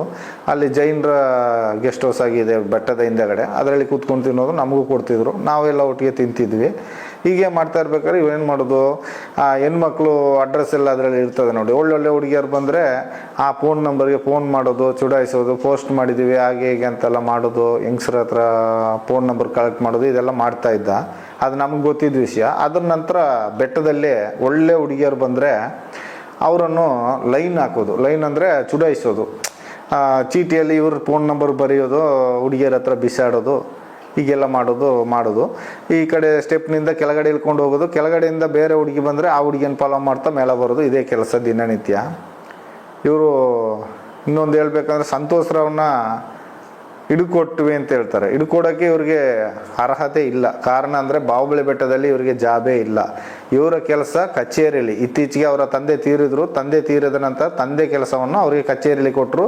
ಕಚೇರಿಯಿಂದ ಅವರ ಕೆಲಸ ಆ ಕಡೆ ದೇವಸ್ಥಾನದ ಕಡೆ. ಬಾಹುಬಲಿ ಬೆಟ್ಟಕ್ಕೆ ಅವರು ಕಾಲಿಡುವ ಅಗತ್ಯ ಇರೋದಿಲ್ಲ. ಮಾಹಿತಿ ಕಚೇರಿ ಸಿಬ್ಬಂದಿ ಮಾತ್ರ ಅದನ್ನು ಸುತ್ತುವರಿದು ನೋಡಿ ಬಾಗಿಲು ಹಾಕೊಂಡು ಬೀಗ ಹಾಕೊಂಡು ಬರೋದು ಮಾಹಿತಿ ಕಚೇರಿ ಅವರ ಕೆಲಸ. ಇವರು ಆ ದಿವಸ ಹಿಡ್ಕೊಡ್ಲಿಕ್ಕೆ ಅಂತ ಉದ್ದೇಶಕ್ಕಂತಲೇ ಅವರು ಅಲ್ಲಿಗೆ ಹೋಗಿದ್ದಾರೆ. ಇವರೇ ಹಿಡ್ಕೊಟ್ಟಿದ್ದಾರೆ, ಸಂತೋಷ್ ರಾವನ್ನು ಇವರೇ ಹಿಡ್ಕೊಟ್ಟದ್ದು. ಕಾರಣ ಕೇಳ್ತಾರೆ, ನನ್ನ ಕರ್ತವ್ಯ, ನಾನು ಬಾಹುಬಲಿ ಬೆಟ್ಟವನ್ನು ಸುತ್ತುವರೆದು ಬಂದು ನಾನು ಚೆಕ್ ಮಾಡಿ ಬೀಗ ಹಾಕಿ ಹೋಗುವಂಥ ಟೈಮ್ನಲ್ಲಿ ಇವನನ್ನು ನೋಡಿದೆ, ನಾನು ಹಿಡಿದು ಕೊಟ್ಟೆ ಅಂತ ಹೇಳ್ತಾರೆ.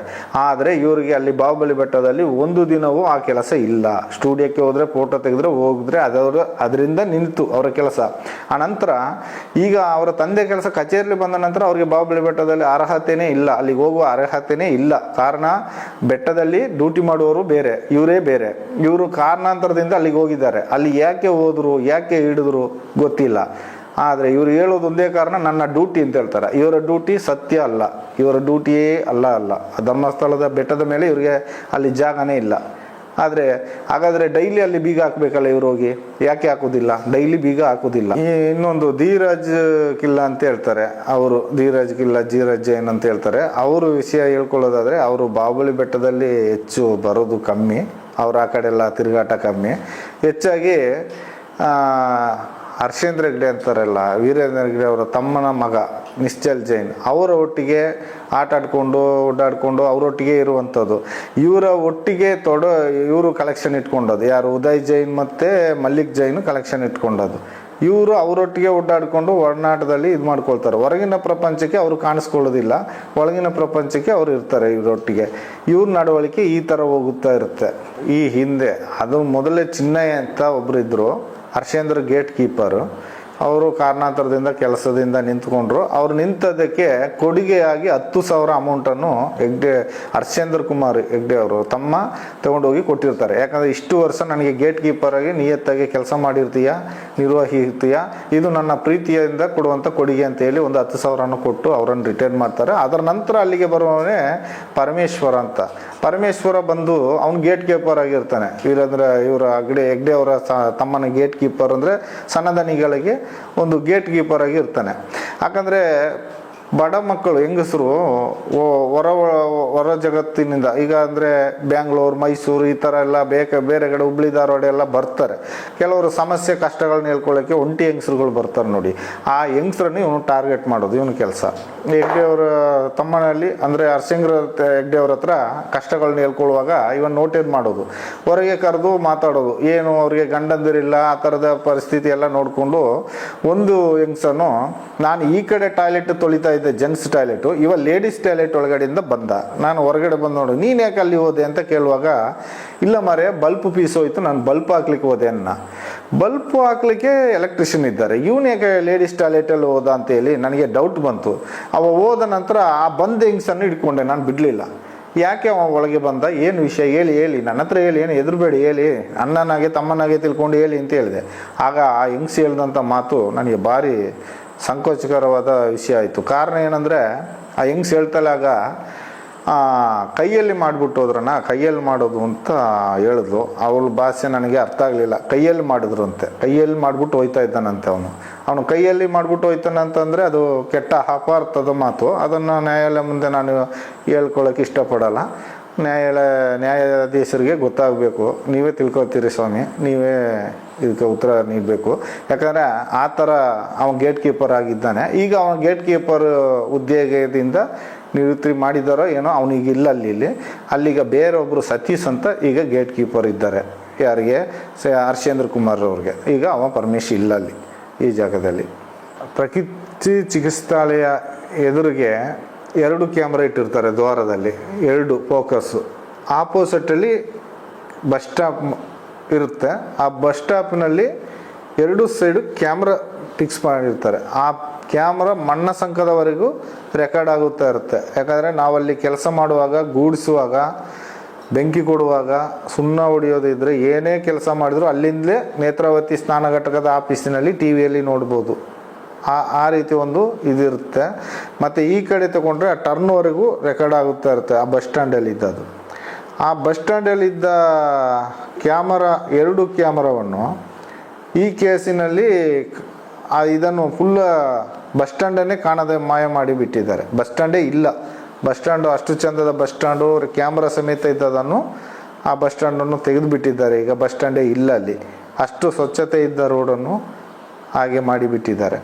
ಫಸ್ಟು ಪ್ರಕೃತಿ ಚಿಕಿತ್ಸಾಲಯ ಹಿಂಬದಿ ಗೇಟಲ್ಲಿ ಆ ಕಡೆಯಿಂದ ಬಂದರೆ ಜೋಡಿಸ್ತಾನ ಮಾರ್ಗದಿಂದ ಆಚೆ ಬದಿಯಿಂದ ಬಂದರೆ ಬ್ಯಾಕ್ ಗೇಟ್ ಹಿಂದೆಗಡೆ ಒಂದು ಗೇಟ್ ಇದೆ. ಅದರಲ್ಲಿ ಕೆಲಸದವರು ಮಹಿಳೆಯರೆಲ್ಲ ಅದರಲ್ಲಿ ಓಡಾಟ ಇತ್ತು. ಹೆಂಗಸರೆಲ್ಲ ಬಂದರೆ ಆ ಗೇಟ್ನಿಂದ ಬಂದು ಪ್ರಗತಿ ಚಿಕಿತ್ಸಾಲಯಲ್ಲಿ ಕೆಲಸ ಮಾಡ್ತಾಯಿದ್ರು.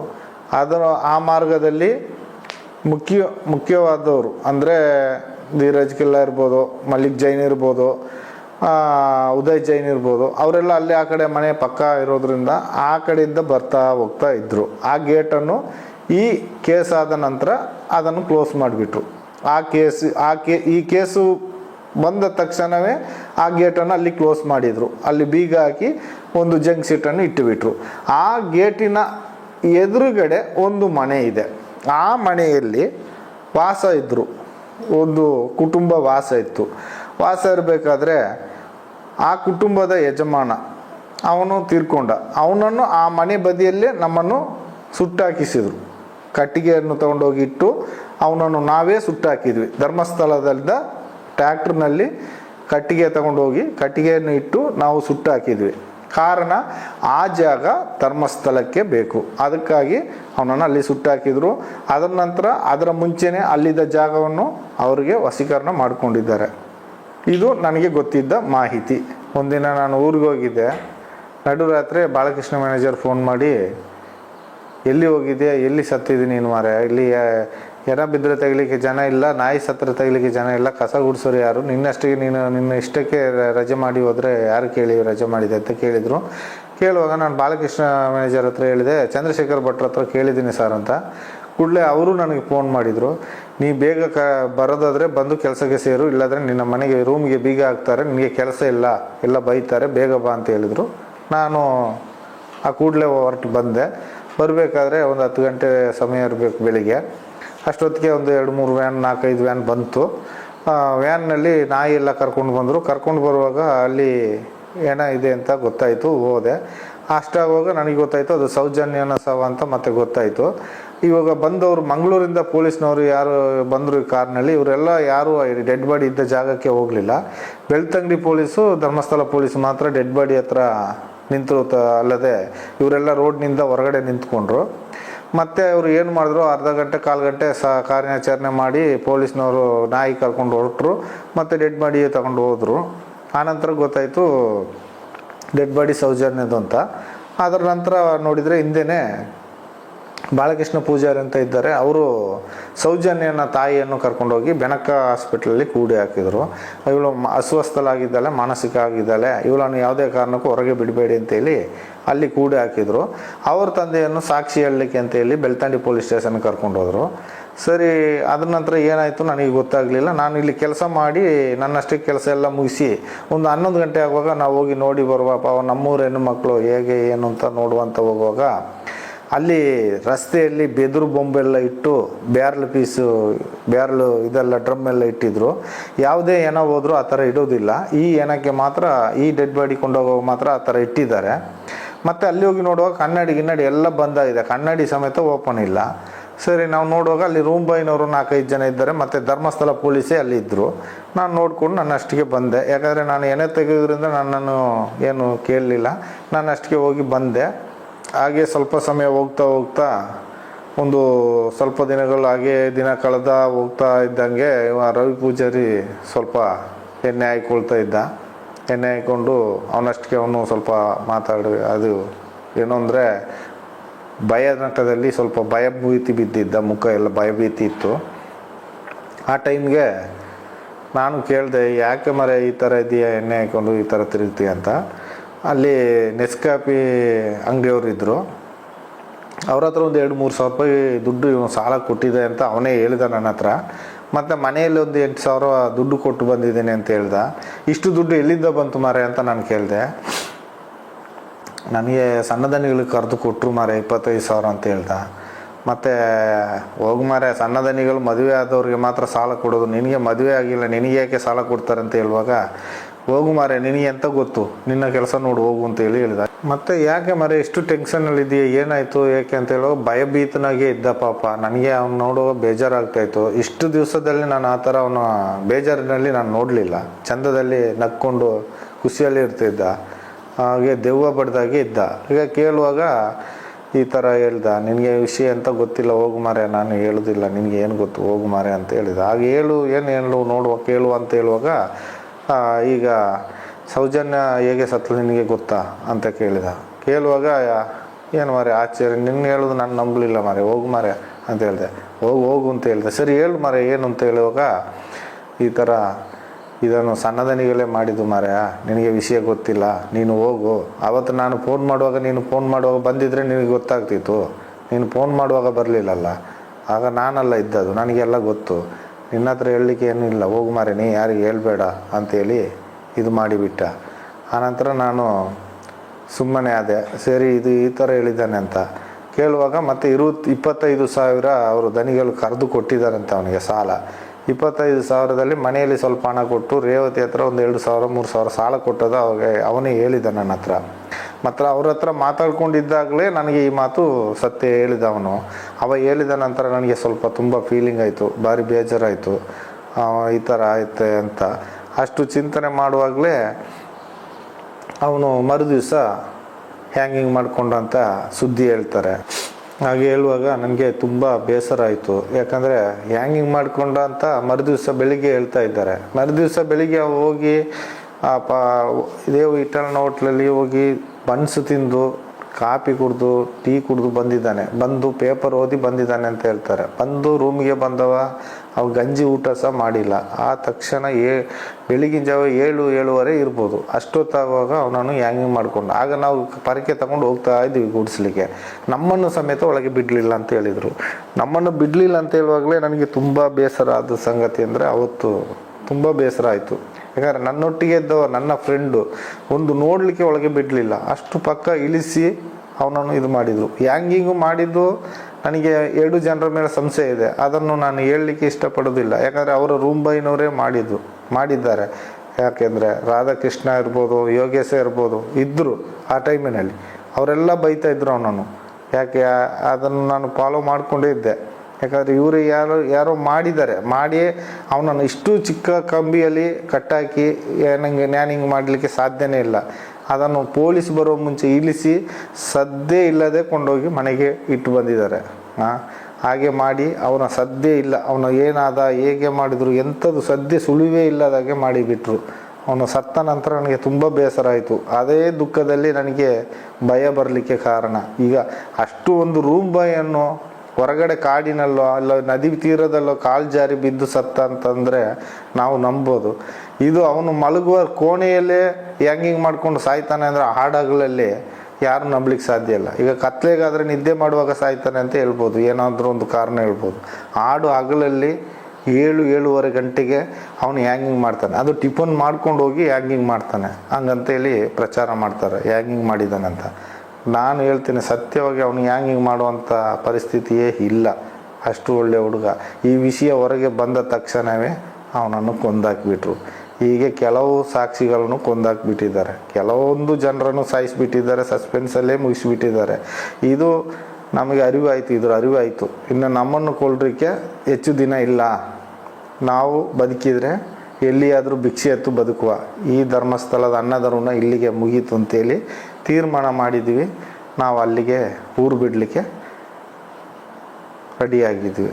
ನಾನೀಗ ಕೇಳ್ಕೊಳ್ಳೋದೇನೆಂದರೆ, ಮಾನ್ಯ ಮುಖ್ಯಮಂತ್ರಿಗಳಿಗೂ ಮಾನ್ಯ ನ್ಯಾಯಪೀಠ ದೇವರುಗಳಿಗೂ ಒಂದೇ ವಿಶೇಷವಾಗಿ ಪೊಲೀಸ್ ಅಧಿಕಾರಿಗಳಿಗೂ ನಾನೊಂದು ಬೇಡಿಕೆ ಏನಂದರೆ, ಇದುವರೆಗೂ ನಾನು ಊತಾಕಿದ ಹೆಣಗಳನ್ನು ಪೊಲೀಸರಿಗೆ ಗಮನಕ್ಕೆ ಇಲ್ಲದೆ ಊತಾಕಿದ ಹೆಣಗಳನ್ನು ನನಗೆ ರಕ್ಷಣೆ ಕೊಟ್ಟು ನೀವು ನೋಡಿದರೆ ಸ್ವಾಮಿ, ನಾನು ದಯವಿಟ್ಟು ಅದನ್ನೆಲ್ಲ ನಾನು ತೆಗೆದು ತೋರಿಸ್ಬಿಡ್ತೇನೆ.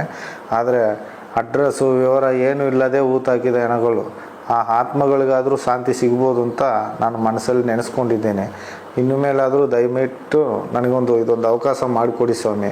ಯಾಕಂದರೆ ನನ್ನ ಮನಸ್ಸಲ್ಲಿ ವೇದನೆ ಆಗಿದೆ. ಯಾಕಂದರೆ ನನ್ನ ಫ್ರೆಂಡನ್ನು ಕಳ್ಕೊಂಡೆ, ನನ್ನ ಜೀವ ಉಳಿದಿರೋದು ಹೆಚ್ಚಿನ ವಿಷಯ. ಇನ್ನು ಗೊತ್ತಾದರೆ ನನ್ನನ್ನು ಕೊಲ್ಲಲಿಕ್ಕೆ ರೆಡಿ ಇದ್ದಾರೆ.